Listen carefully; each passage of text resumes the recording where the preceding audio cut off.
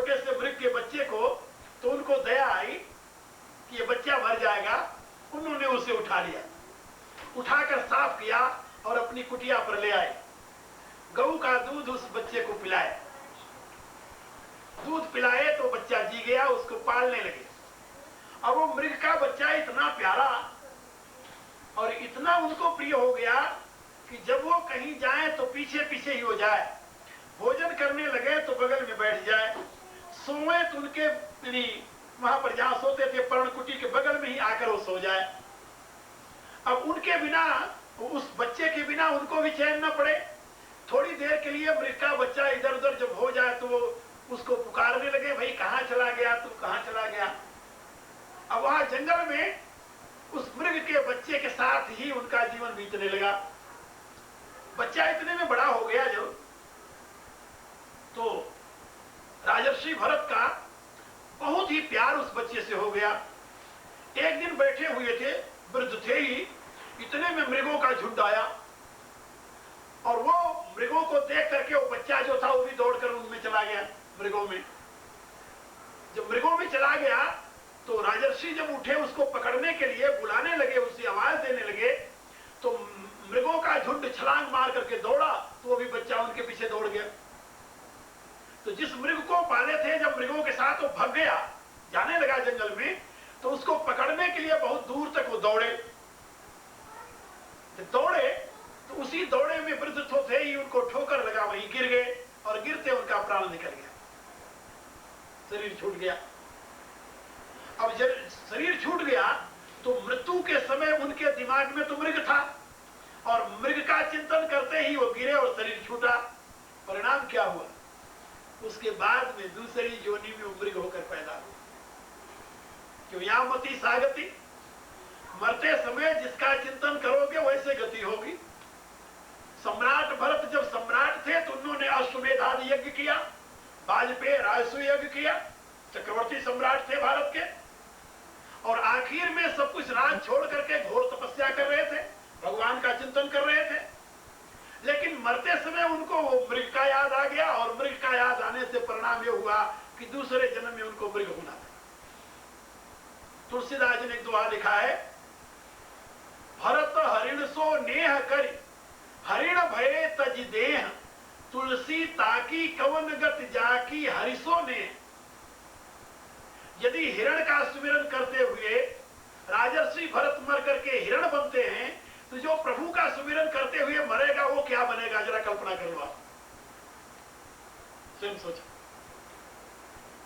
परिणाम क्या हुआ कि राजर्षि भरत हिरण के रूप में पैदा तो हो गए, लेकिन एक बात याद रखो, जो जीव किसी कारणवश मनुष्य योनि से पुनः नीचे की योनि में जाता है, उसको सारी बातों का याद रहता है, सारी स्मृतियां ज्यों की त्यों बनी रहती है।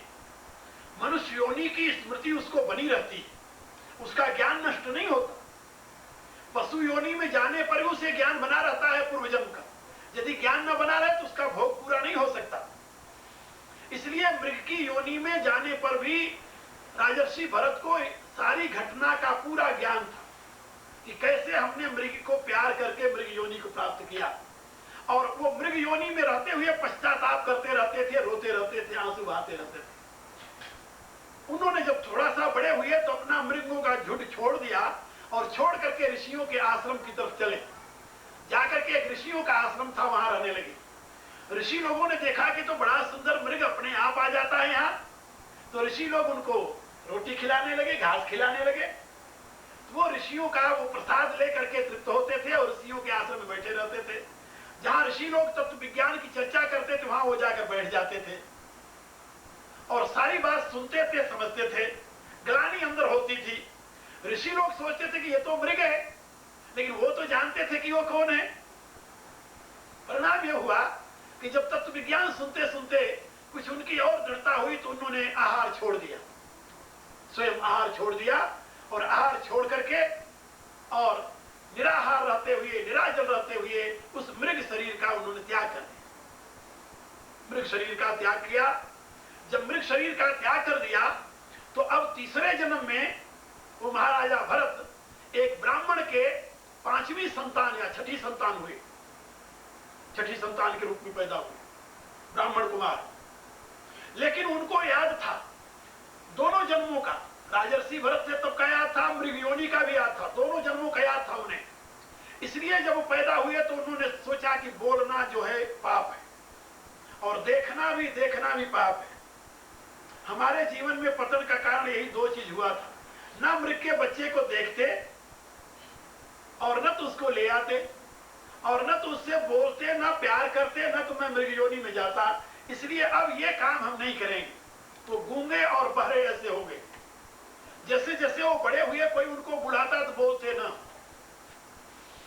यानी ऐसा करते जैसे गूंगा है और ऐसा शो करते जैसे सुना नहीं। बहरे, गूंगे, बहरे और अंधे, ये तीन का अनुकरण वो करने लगे। आंख थी लेकिन देखते नहीं थे, कान था पर सुनते नहीं थे, जबान थी पर बोलते नहीं थे।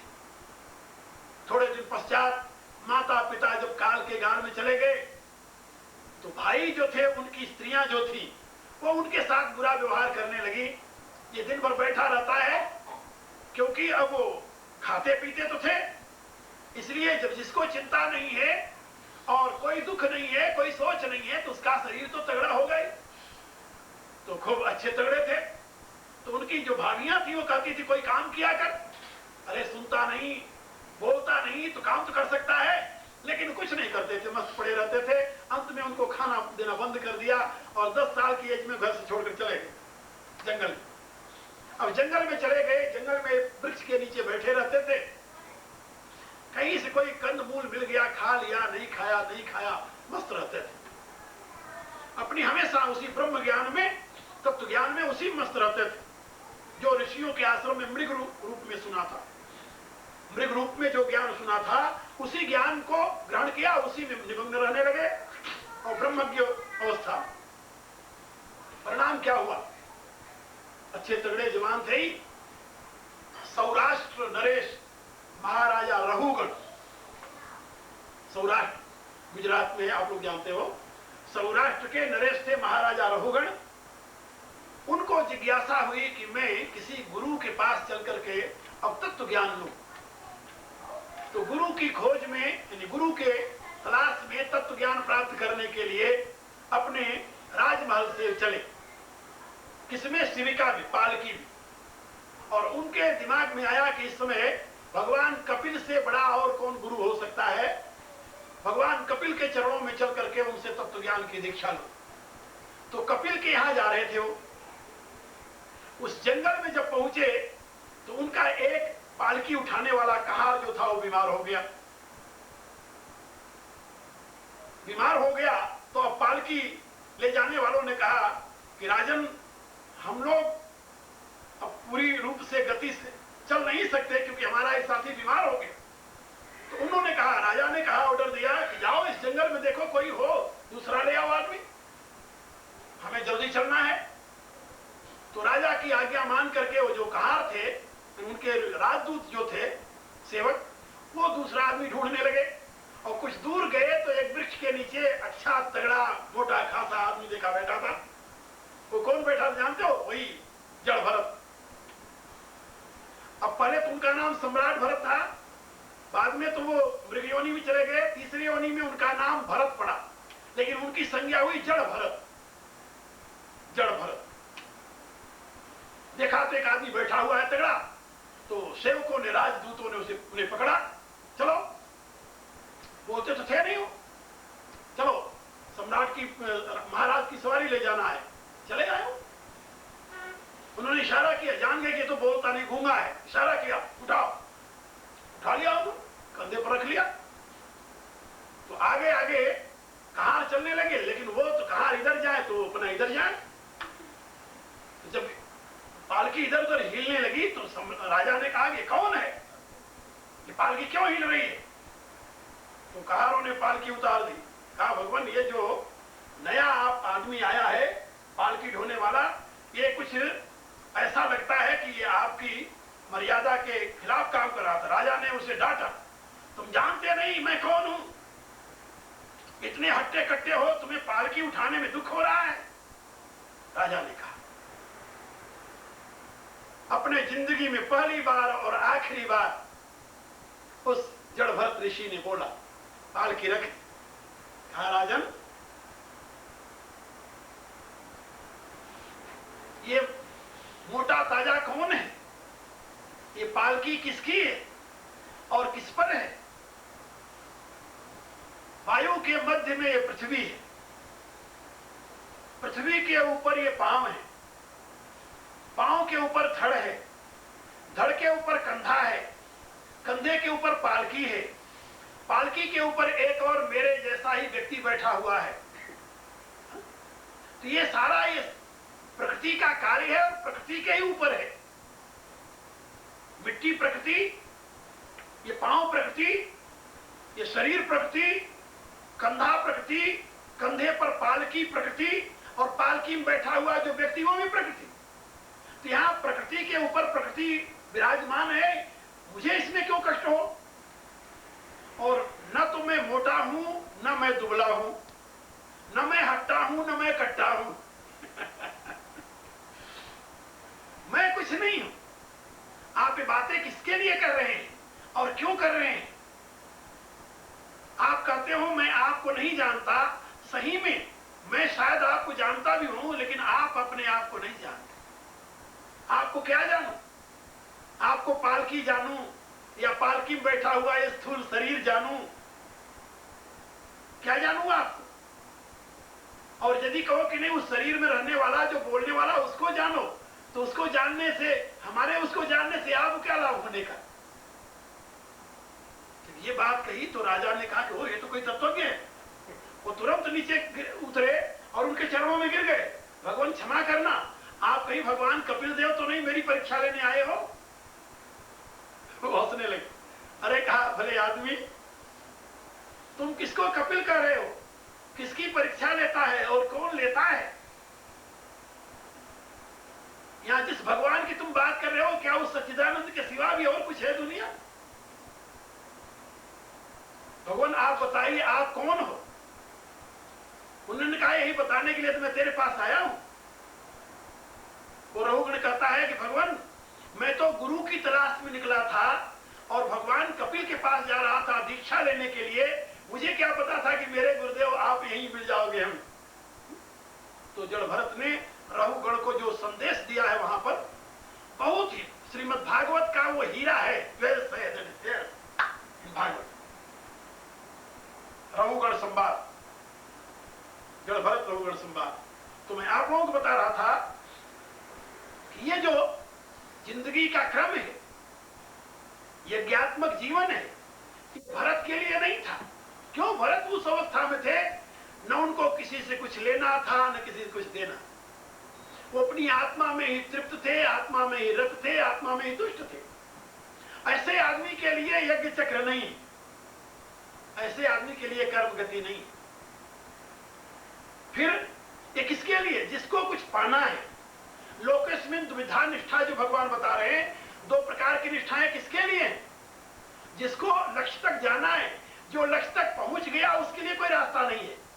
यह खास बात ये समझने की, ये रास्ता है, ये ज्ञात्मक जीवन एक रास्ता है। लेकिन जो लक्ष्य तक पहुंच गया उसके लिए किसी रास्ते की जरूरत है? उसके लिए कोई रास्ते की जरूरत नहीं है। तो भगवान कहते हैं यस्त्वात्मरतिरवस्या, जो लक्ष्य तक पहुंच गया, आत्मा में ही रत है, आत्मा में ही तृप्त है, आत्मा में ही संतुष्ट है, उसके लिए कोई रास्ता नहीं। वो तो पहुंच गया, जहां जाना तो वहां चला गया। अब उसके लिए रास्ते क्या जरूरत? क्योंकि अब कुछ प्राप्तव्य शेष नहीं है, इसलिए कोई कर्तव्य उसके लिए नहीं है। यस्त्वात्मरतिरवस्यात् आत्मतृप्तस्य मानवा आत्मन्येव संतुष्ट तस्य कार्यं न विद्यते।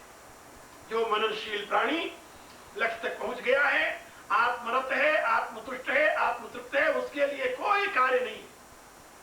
तस्य कार्यं न विद्यते, उसके लिए ये यज्ञ चक्र उसके लिए नहीं है। आगे भगवान ने एक बात और बताई, नैव तस्य कृते नार्थो न कृते नेह कश्चन। उसके करने से भी कोई प्रयोजन नहीं है और उसके न करने से भी कोई प्रयोजन नहीं है। नैव तस्य कृते नार्थः न अकृतेन कश्चन। उसके करने से भी कोई प्रयोजन नहीं है, उसके न करने से भी कोई प्रयोजन नहीं। यदि उसकी रुचि आवे कुछ करता है तभी वो कोई प्रयोजन से नहीं करता, यानी अपना उसका कोई प्रयोजन नहीं है। और यदि वो नहीं करता है तभी उसकी कोई हानि नहीं है, न तो उसके करने में हानि है न तो उसके न करने में हानि है। क्यों नहीं हानि है? तो भगवान यहां पर बता रहे हैं, न चास सर्वभूतेषु कश्चित् अर्थं व्यपाश्रयेत्। उसे संपूर्ण प्राणियों से किसी भी प्रकार के पदार्थ की कामना नहीं है। तो जिसको किसी से कुछ नहीं चाहिए उसका उसके प्रति कोई कर्तव्य नहीं है। फिर याद कर लो इसे, जिसको किसी से कुछ नहीं चाहिए उसका किसी के प्रति कोई कर्तव्य नहीं। लोग पूछते हैं, जो ऋषि लोग जो हिमालय में बैठे हैं वो वहां बैठे क्या कर रहे हैं? फिर क्या करें? तुम क्या कर रहे हो यहाँ रहते हुए? हम तो बड़ा काम कर रहे हैं। तुम बड़ा काम कर रहे हो, तुम्हें जरूरत है, उनको कोई जरूरत नहीं, कुछ नहीं करते हो। वो लोकहित क्यों करें? लोग उनको क्या जरूरत पड़ी लोकहित करने की?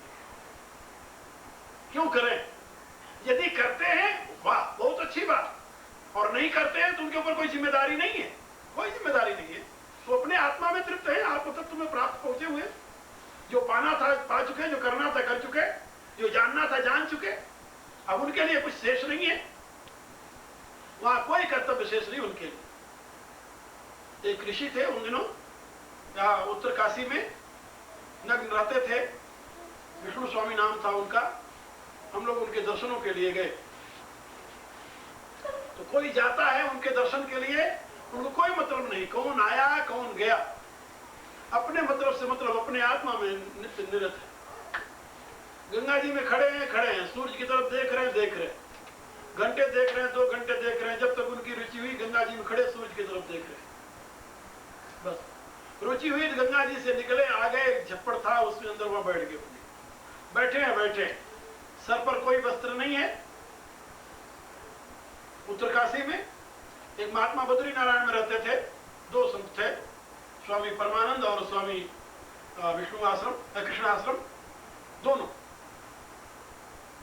और 20 फुट बर्फ पड़ती है वहां पर गंगोत्री में, कम से कम 20 फुट बर्फ पड़ती है। तो वहां ढेर लग जाता है, यानी वहां आदमी जाता नहीं, कोई 6 महीने वहां आदमी नहीं होता। और वो महापुरुष वहीं रहते थे 12 महीने। एक लकड़ी का उनका छोटा सा, यानी वो कुटिया लकड़ी की, और उस कुटिया में वहां पड़े रहते थे अपने नंगे, शरीर पर कोई वस्त्र नहीं। 20 फुट बर्फ पड़ी तब भी कोई वस्त्र नहीं शरीर पर, और गर्मियां है तब भी कोई वस्त्र नहीं, वस्त्र नाम की कोई चीज नहीं उनके ऊपर, कोई वस्त्र पड़े रहते। कोई लोग जा रहे हैं, दर्शन कर रहे हैं, ठीक है, गए, प्रणाम किया, तो न उनको आशीर्वाद देने से कोई मतलब, न उसकी तरफ देखने से कोई मतलब, न बात करने से कोई मतलब। एक स्वामी रामानंद थे, वो तो बात करते थे, कोई जाता था तो आशीर्वाद दे देते थे, बात कर लेते थे। कोई पूछता था कुछ तो कहते थे, ऐसे ऐसे कर देते थे, मैं नहीं जानता।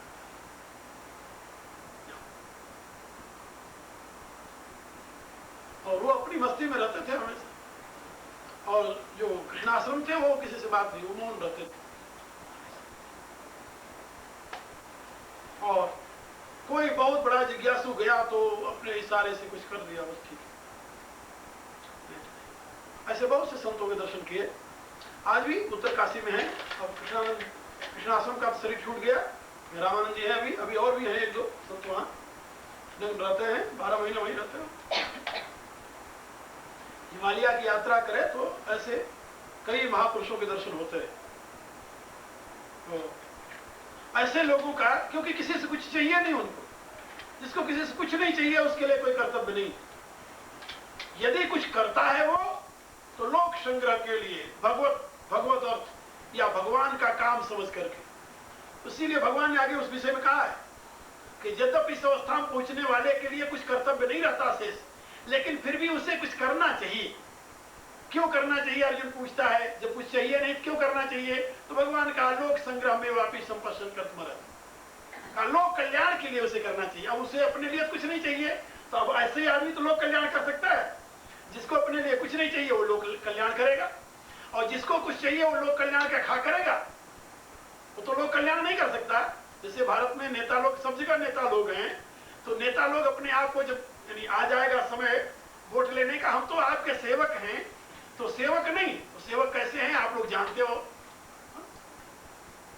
ऐसे लोग सेवा नहीं, जिनको कुछ चाहिए वो आपकी सेवा नहीं कर सकता। ये बात याद रखना, जिसको कुछ चाहिए आपसे वो आपके हित की बात न कर सकता है न कर सकता है। सृष्टि का नियम है। इसलिए भगवान कह रहे हैं नहीं वो तस्य कृते न अर्थो न कृते न कश्चन न चास्तर भूतेषु कश्चित् दत्तव्य पास है। उसके कुछ करने से कोई प्रयोजन नहीं है, उसके कुछ न करने से भी कोई प्रयोजन नहीं है, क्योंकि अब उसको सृष्टि में किसी भी प्राणी से कुछ भी नहीं चाहिए। तो जिसको किसी से कुछ नहीं चाहिए वो करे तब भी अच्छा, ना करे तब भी अच्छा। यदि वो करता है तो लोक हितार्थ करता है। क्यों करता है लोक हितार्थ, इसकी व्याख्या आप लोगों को सुनाएंगे। आप सुन लो। यदि प्रेम प्रभु से चाहता,